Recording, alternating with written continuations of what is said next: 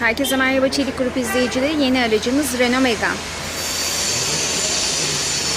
Aracımız 2016 model Renault Megane. Aracımıza Atiker Gold sıralı sistem Lpg montajı yaptık.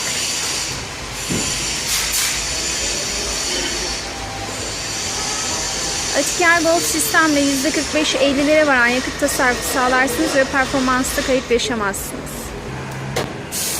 Yakıt seçici anahtarımız kaput açma kolunun üzerine montaj yapıldı. Depo olarak simit tank montajı yapıldı.